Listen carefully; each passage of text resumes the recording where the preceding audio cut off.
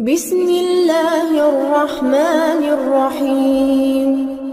Islamic channel کے معزز بہنوں اور بھائیوں، السلام علیکم۔ آپ دیکھ رہے ہیں اسلامک چینل، بہت ہی دلچسپ معلومات جو آپ کے علم میں اضافہ کرے گی۔ ایسے حیران کن وظائف جو آج ہم آپ کو بتانے والے ہیں اپنی اس ویڈیو میں۔ دعا کے معنی اللہ تعالیٰ سے مانگنے اور اس کی بارگاہ میں اپنے دامن پھیلانے کے ہیں۔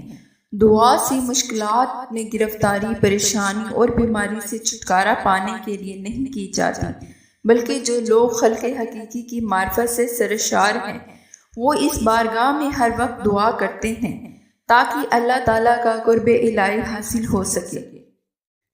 دعا کی قبولیت کے لیے ضروری شرط ہے کہ آدمی جلد بازی سے کام نہ لے۔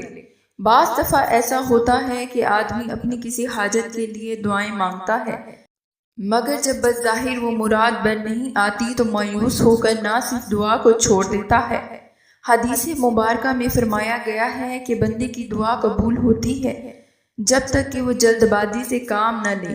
یوں اللہ ہر وقت اپنے بندوں کی دعاؤں کو سنتا ہے اور ان کی دعاؤں کو قبول کرتا ہے، لیکن کچھ خاص وقت ایسے بھی ہیں جن میں دعائیں بہت جلد قبول ہو جاتی ہیں، جیسا ماہ رمضان میں لیلۃ القدر کی راتیں۔ ایسی راتیں ہیں جس میں تمام دعائیں قبول ہو جاتی ہیں۔ اللہ تعالیٰ ہر مومن کی دعا کو قبول فرماتا ہے۔ آج ہم آپ کو لیلۃ القدر میں ایک ایسا وظیفہ بتائیں گے جس سے حالات بدلنے، رزق میں اضافہ، مال و دولت میں برکت آئے گی۔ سورۃ قدر میں ایک ایسی رات کا ذکر کیا گیا ہے، قرآن پاک کو اس رات میں نازل فرمایا گیا، اور رمضان کے آخری عشرے کی طاق راتوں میں سے کوئی ایک رات کو شب قدر کہا گیا ہے۔ اس رات کو پروردگار عالم نے انسان پر اپنی بے شمار نعمتوں میں سے ایک عظیم نعمت قرار دیتے ہوئے تلاش کرنے کا حکم دیا ہے۔ حدیث میں یہ بیان کیا گیا ہے کہ جو شخص زندگی میں ایک بار اس رات کو اس حالت میں حاصل کر لے کہ اپنے رب کی عبادت میں مصروف رہے اور اس کی عمر بھر کے گناہ ختم ہو جاتے ہیں۔ اس رات کی بے شمار فضیلتوں میں سے چند فضیلتیں آج ہم بیان کریں گے اپنی اس ویڈیو میں۔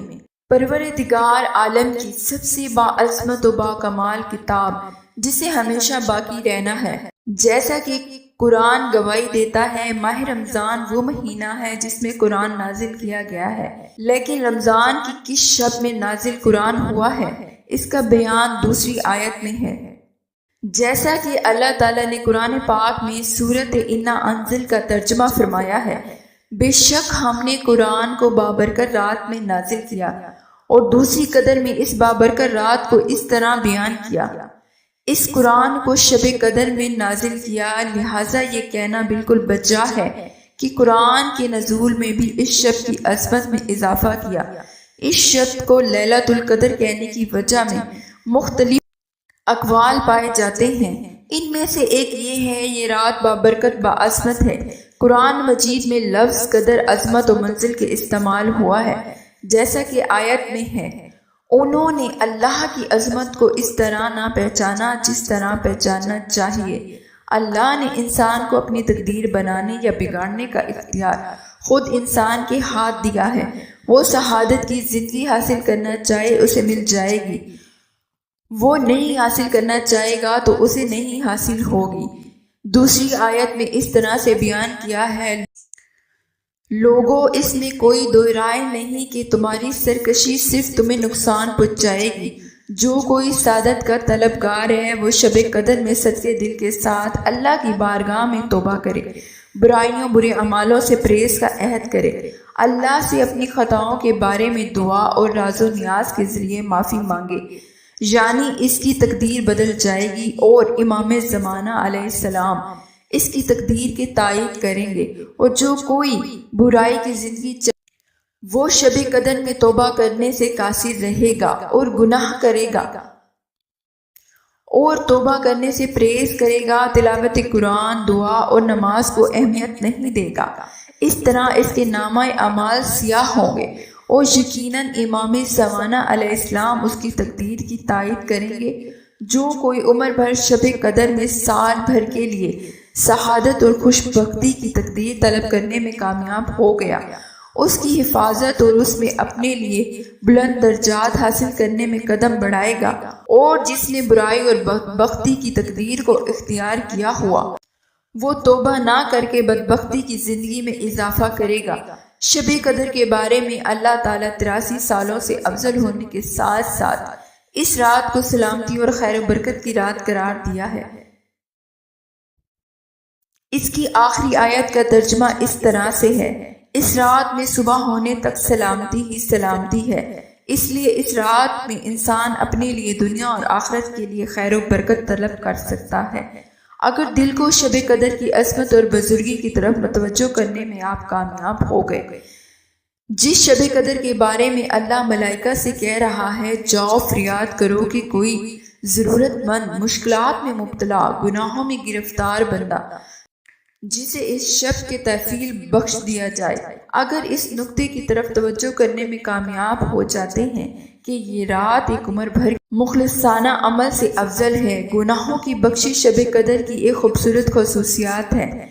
گناہوں کی بخشش شب قدر کی ایک خصوصیات یہ ہے کہ اس شب میں گناہ گاروں کی بخشش ہوتی ہے، لہٰذا کوشش کریں عظیم شب کے فیض سے محروم نہ رہیں، ہر طرح کی برائیوں سے بچے رہیں، گناہوں سے دور رہیں، لوگوں کو عزت دینے سے دور رہیں، غیبت کرنے سے دور رہیں۔